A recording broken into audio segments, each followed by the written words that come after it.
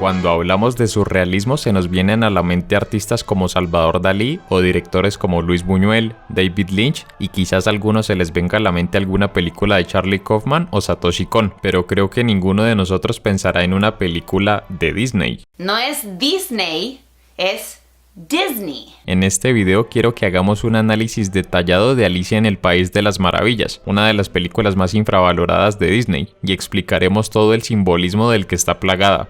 Una pequeña aclaración antes de empezar. En este video analizaremos única y exclusivamente lo que sale en la película, pues hay muchos detalles que esta omite respecto al libro. Por supuesto, para explicar muchas cosas tenemos que entender el contexto en el que Lewis Carroll escribió el libro y cuál era su visión como autor. Ahora sí podemos empezar.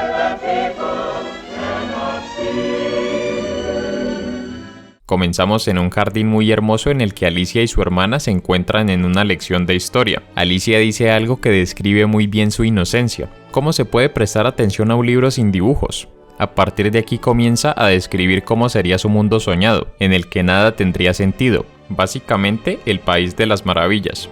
Acto seguido ve a un conejo vestido formalmente que viene saltando y que después de ver su reloj se da cuenta de que va tarde y sale corriendo. Alicia, intrigada, va tras él. De entrada, este conejo es una antítesis de Alicia, ya que notamos en él madurez y responsabilidad con sus compromisos. Después de entrar en la madriguera, Alicia cae a un precipicio que no parece tener fin. A medida que cae nos vamos encontrando con una atmósfera bastante onírica, pues como bien sabemos toda la historia está cimentada en los sueños de Alicia y en este caso tanto esta caída como su paso a través de estas puertas son la representación de la entrada al subconsciente de Alicia, que como su nombre lo indica son todos esos pensamientos de los cuales la protagonista no es consciente. Una vez dentro, esta intenta pasar por una puerta que ya nos introduce un poco a lo que van a ser los personajes. Esta es tan pequeña que Alicia no puede pasar y por eso bebe el contenido de esta pequeña botella. Esto hace que se vuelva lo suficientemente pequeña como para poder pasar por la puerta, pero esta está cerrada con llave, así que se come estas galletas para volver a crecer y alcanzar la llave, pero crece más de la cuenta. Este recurso es uno de los más usados de la cinta, así que más adelante lo explicaremos. Alicia ante la desesperación empieza a llorar y sus lágrimas gigantes hacen que todo se inunde y se atraviese por la puerta hasta desembocar en una especie de océano. Aquí ya nos empezamos a encontrar con una serie de criaturas antropomórficas comandadas por un dodo, el cual le da a Alicia una serie de consejos poco coherentes, haciendo de esta una experiencia cada vez más extraña y sin sentido, básicamente como en la mayoría de los sueños. Por eso Alicia se va rápidamente de ahí, pero segundos después se encuentra con estos dos personajes, los cuales le cuentan un cuento que habla de una morsa y un carpintero que encuentran unas ostras en el mar.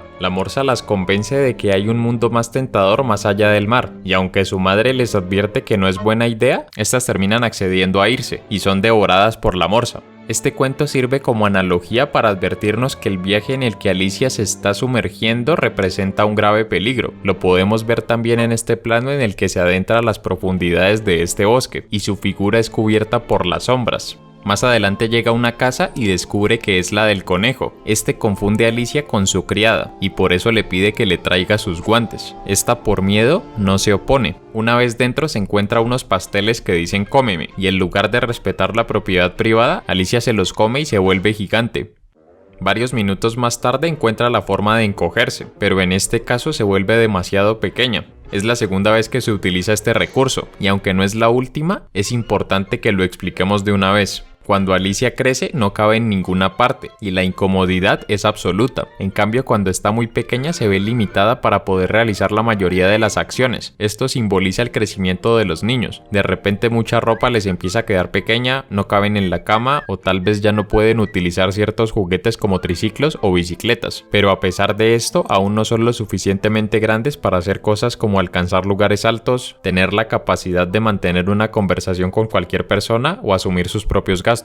Estando Alicia en su menor tamaño, el conejo vuelve a salir corriendo porque aún va tarde, y esta se va tras él, pero por supuesto no lo alcanza. Sin embargo, en medio del camino se encuentra ahora con más criaturas antropomorfas, pero lo más destacado de la secuencia está a cargo de las flores, las cuales hablan, tal y como lo añoraba Alicia al principio de la cinta, pero también realizan uno de los mejores números musicales. Una vez terminan de cantar, hay un cambio de paradigma radical, y es que de repente las flores comienzan a criticar y a burlarse de Alicia por ser diferente a ellas. Todo lo anterior remarcado a través de este contrapicado de Alicia en el que es rodeada por las sombras producidas por las flores, potenciando aún más el concepto de intimidación. Esto de cierta forma también es un simbolismo del crecimiento, pero desde una perspectiva más social. Y es que pasa que sobre todo en esta transición a la adolescencia las personas sienten esa necesidad de pertenecer a un grupo e incluso se hacen expectativas, pero en muchas ocasiones sufren rechazo por lo mismo que vemos aquí, porque son diferentes o no son dignos de pertenecer al grupo. Alicia no logra soportar tanta humillación, así que se aparta de ahí, hasta que a lo lejos se ve una oruga que está fumando narguila. Alicia le pide ayuda y esta le hace una pregunta muy interesante: ¿quién eres tú? A lo que ella responde que ha cambiado muchas veces y que no es ella misma. Esto también representa un poco los problemas de identidad que llegan a tener muchos niños a la hora de crecer. La oruga le sigue haciendo varias preguntas y de cierta forma la pone a prueba, pero cada palabra que pronuncia está cargada de soberbia y cierto desprecio hacia la protagonista. También se evidencia que prácticamente no comprende nada de lo que ésta dice. Esto representa a muchos adultos que son incapaces de sentir empatía por los niños y que por eso los tratan con cierto desprecio, simplemente porque no los entienden. Un poco harta de todo esto, Alicia decide marcharse, pero curiosamente la oruga se compadece de ella y busca la forma de ayudarle. Cuando ésta le explica que le gustaría ser más alta porque 8 centímetros es una altura espantosa, podemos ver los complejos que tienen los niños a medida que crecen.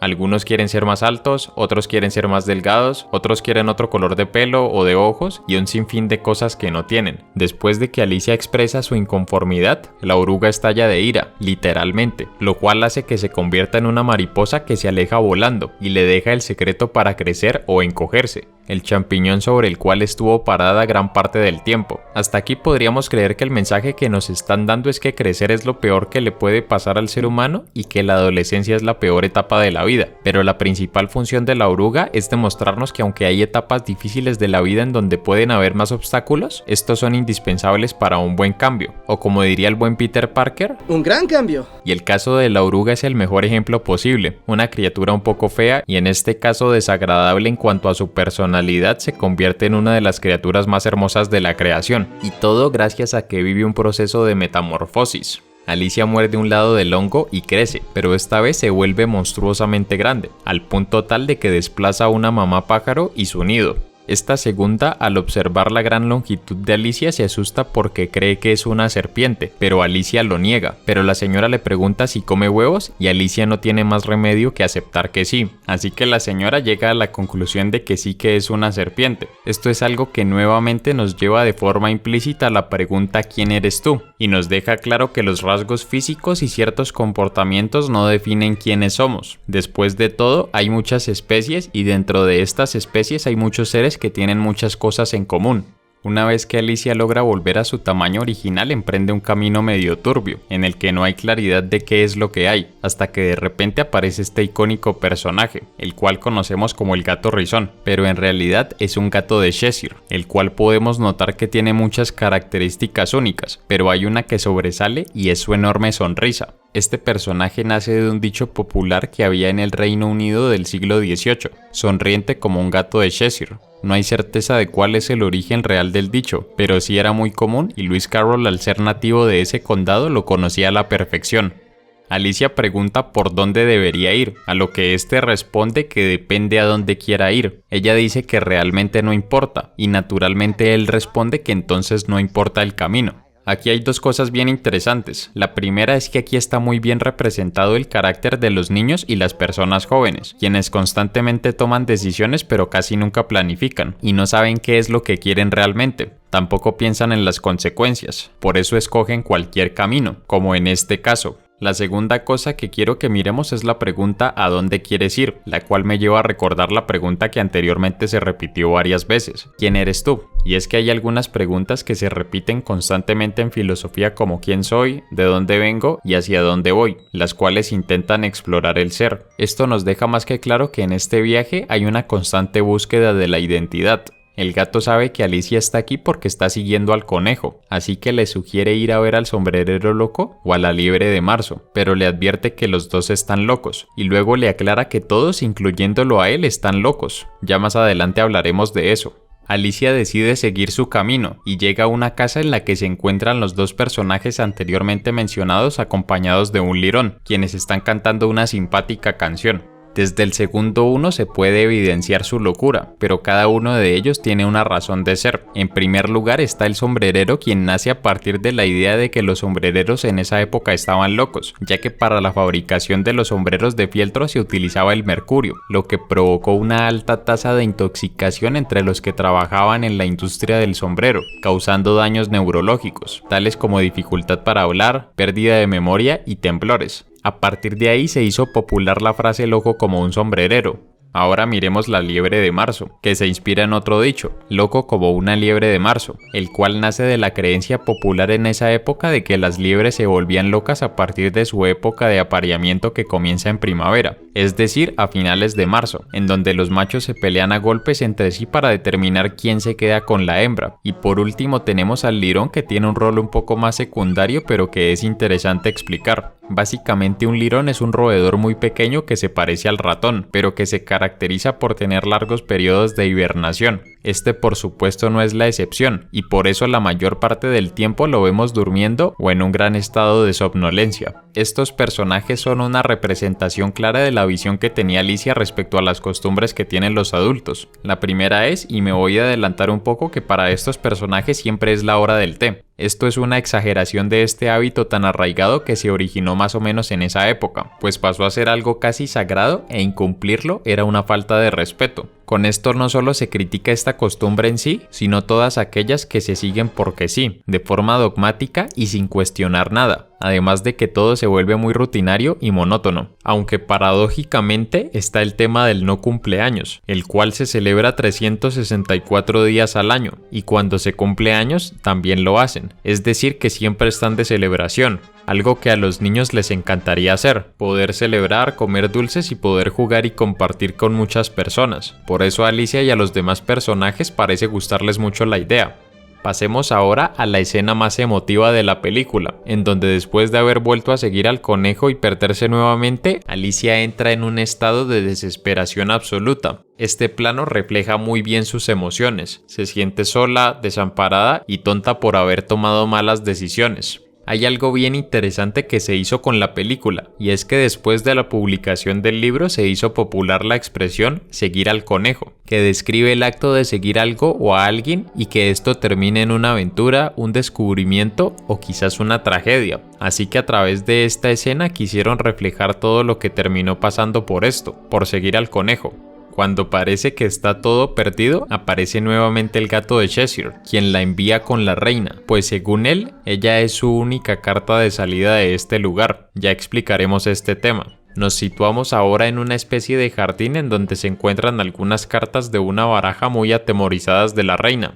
Esta se comporta de una forma muy particular, pues incluso antes de que llegue notamos un dominio absoluto por su parte, y es que solo haciendo algo que a ella le disguste, los personajes propician que les corten la cabeza. El hecho de que sus súbditos sean una baraja de naipes representa que los utiliza como juguetes, además de que en el juego de croquet que tiene con Alicia utiliza también seres vivos. También en este juego las propias criaturas hacen todo lo posible para que la reina pueda ganar, mostrándonos que cada cosa que se hace y cada decisión que se toma se hace siempre pensando en favorecer a la reina y no a los demás. Hay que recordar nuevamente que esta novela se escribió en la época victoriana, es decir, durante el reinado de Victoria del Reino Unido, en quien muy seguramente se basó este personaje, ya que comparten muchas similitudes en cuanto a su carácter, pero lo que nos lleva a pensar eso no es ella, sino su consorte, en este caso el rey de corazones o en la vida real el príncipe Alberto. Lo que ocurre es que la gente sentía un gran respeto por la reina Victoria y tenía un gran recelo con el príncipe Alberto, ya que no era inglés.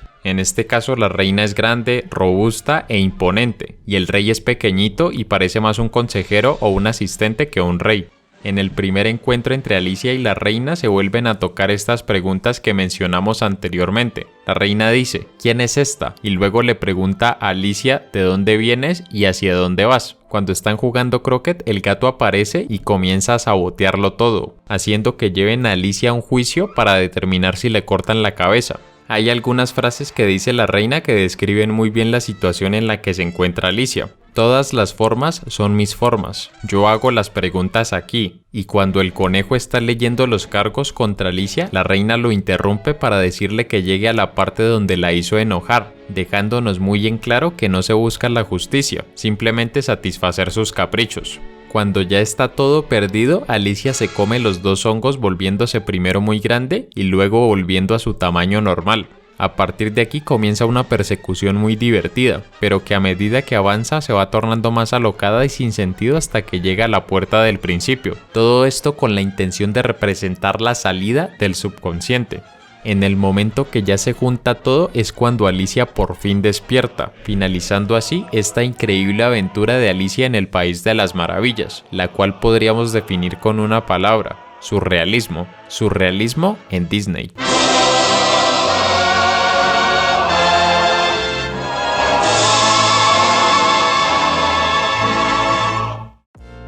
Si quieres ver más análisis como este, aquí te dejo una lista de reproducción, y si me quieres apoyar te puedes suscribir haciendo clic aquí. Nos vemos en el futuro.